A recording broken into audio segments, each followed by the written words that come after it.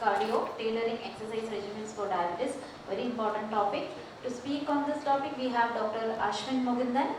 He is a MD in internal medicine, gold medalist, and he had won several awards, like Francis VI 2021 award for Best Innovation Diabetes Care, and Diabetes India 2021 award for Best Contribution in Diabetes Care, JPEF 2023 award for Diabetes Tech Innovation, and many more contributions to us today. Over to you, sir. Thank you. Very good morning to all. And my today's topic will be strength training versus cardio, tailoring exercise regimens for type 2 diabetes. I will be covering type 2 diabetes mainly because it's out of scope for me to cover type 1 diabetes in a 15 minutes time interval. So I would like to thank JPEF for considering me as a speaker, and I'm always grateful for that. My name is Dr. Aswin. I'm from Calicut. So this is talk is sponsored by NAN.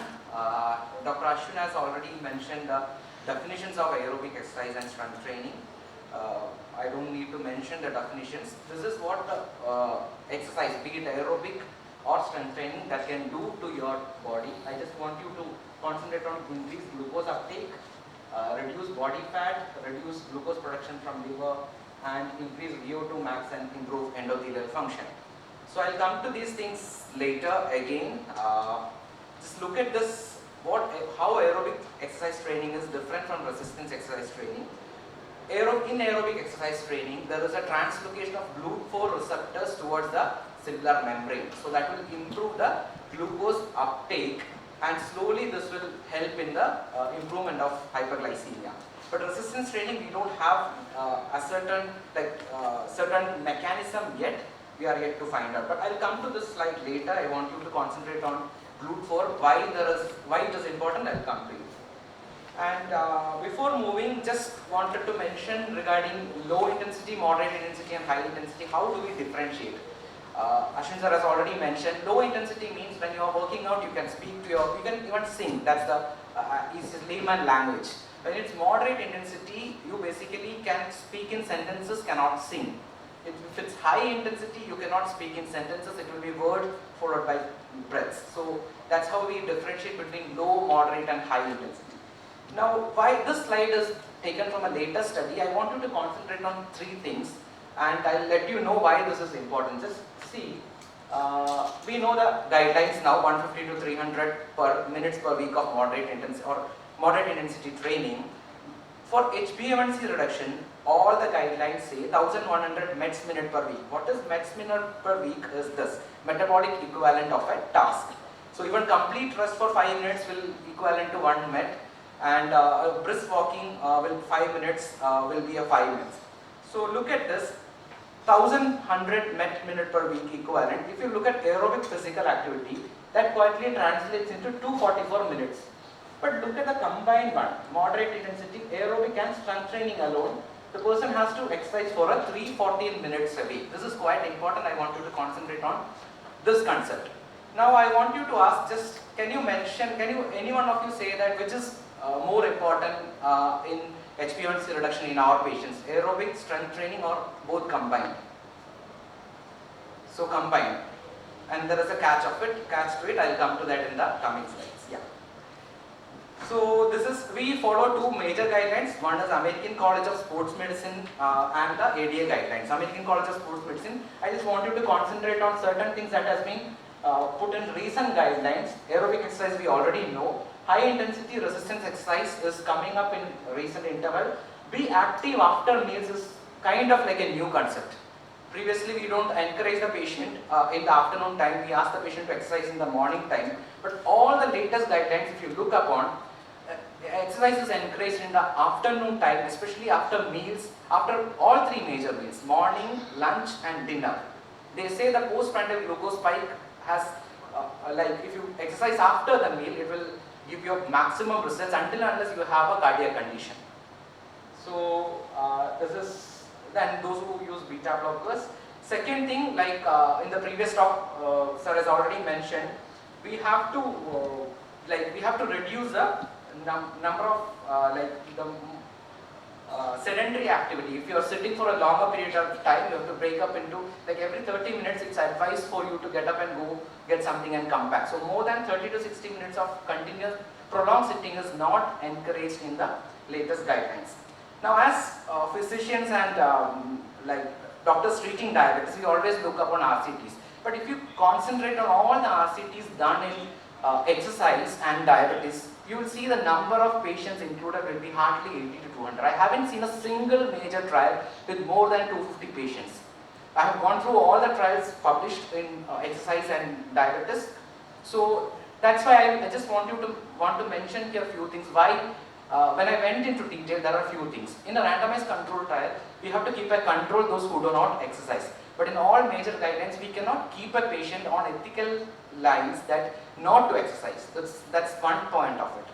So again, that is quite important. And there are two major studies. This is Hardy study published in 2010, and the results show that as we already discussed, aerobics and strength training combined was superior to this study had a non-exercise control. That's why it was published in way back in a decade back, 2010, non-exercise control intervention.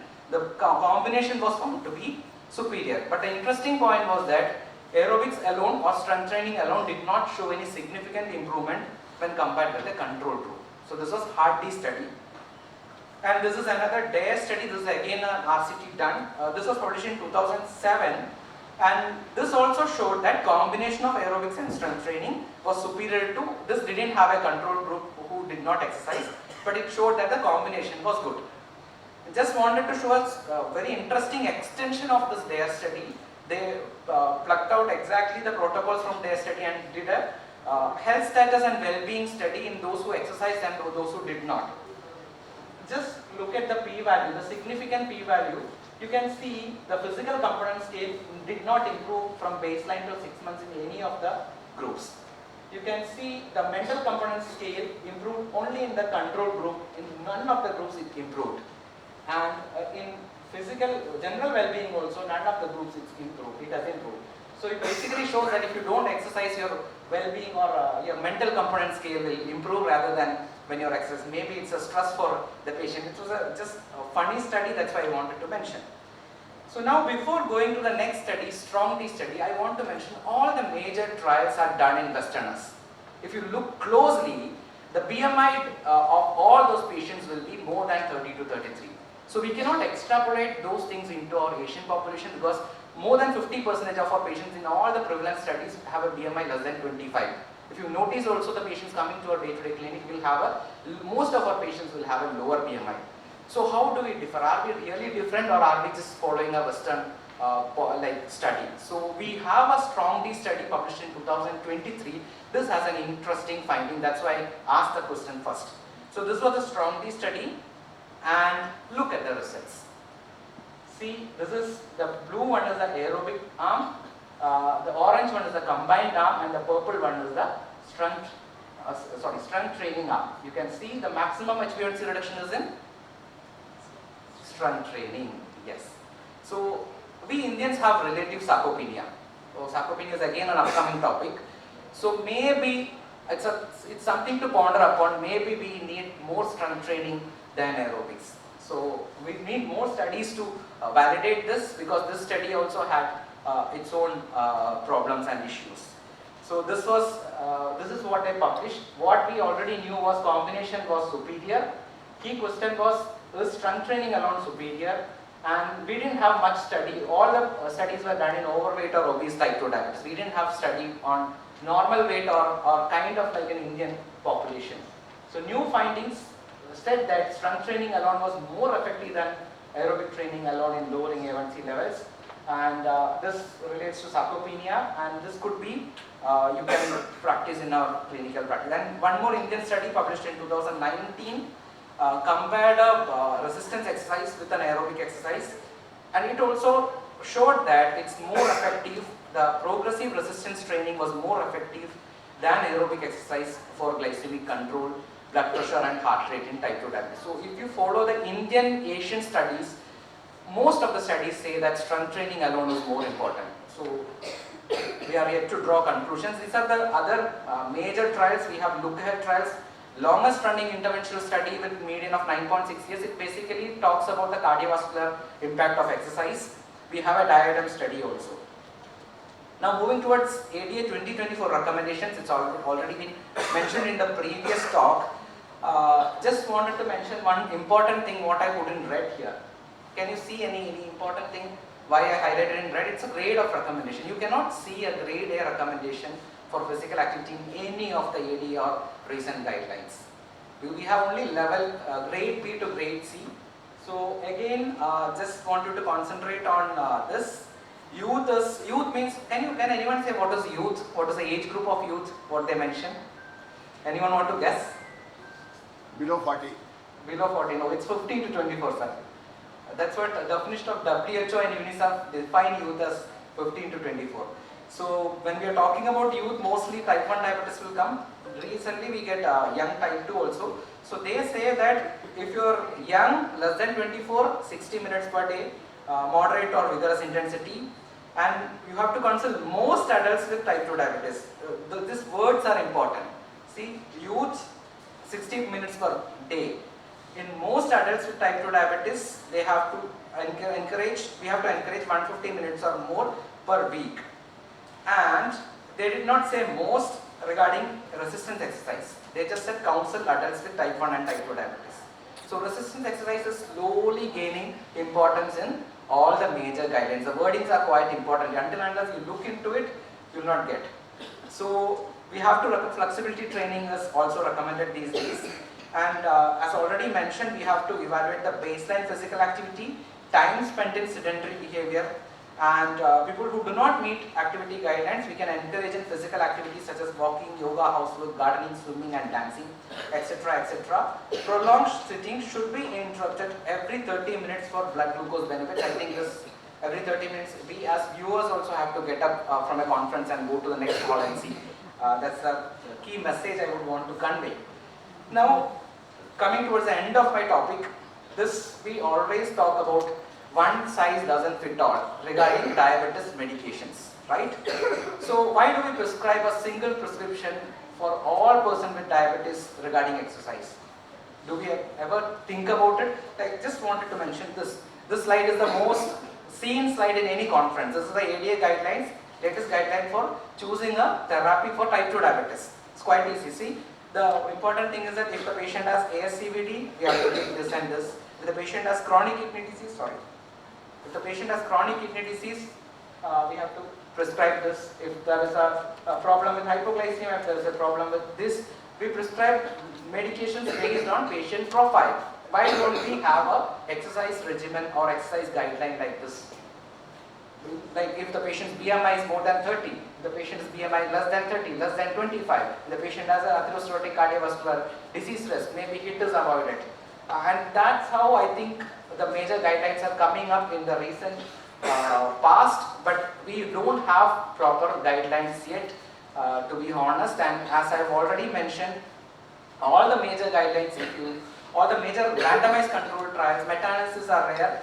Randomized controlled trials have less number of patients, and bringing a control group into an exercise like protocol or an exercise trial is not easy. Double blinding is never easy because patient will know obviously they are doing resistance training or aerobics. The person who assesses them also will know they are not blinded. Only the person blinded in an RCT with exercise will be the person who analyzes the data. No one else can be blinded. So that is the faults with the randomized control trials we have on exercise. Maybe just like we pick our medicines, we have to pick the exercise regimens for our patients individually with regards to the patient sitting right in front of us. That will be my key message for today's talk. And to conclude, that will be my first point. It should be a patient-centric approach rather than a one-size-fits-all approach. Include aerobic strength training and flexibility. Breaks in sedentary behavior is most important. Most of us will be, once we come, like most important part I have seen in almost all major guidelines for encouraging physical activity in the evening time, not in the morning time. So if you actually notice, that is the period where we come back from duty, we sit in the sofa, scroll up through our phones for hours, have dinner, again go to bed, will be on our phones. So maybe that's where we need to break our sedentary activity more than when we are active in the morning and early morning, or like in the noon time when we are in the office. Because in the office, once we are educated about this, we tend to stand up and go walk here and there and come back. Maybe as doctors also we should do all these things. So focus on frequency, intensity and modality to favorably impact glycemic control. We are yet to have clear-cut guidelines on what exercise to prescribe in our patients with type 2 diabetes. Maybe we need more studies, maybe we can form a guideline in the coming years, because almost all guidelines are talking about newer changes and the need of new studies. So that's all for today. Thank you all for patient listening. Thank you, Ashwin sir, for the wonderful presentation. Moving on to the last of this session, the topic is pre and post workout nutrition for the optimal performance and blood glucose management. To speak on this, we have Dr. Mini Joseph. She has postdoctorate in MSc Food Science and Nutrition, Associate Professor in Food and Nutrition at Government College for Women, and she has published over 50 research articles in index international and national journals, and many more contributions to her credit. Over to you, ma'am.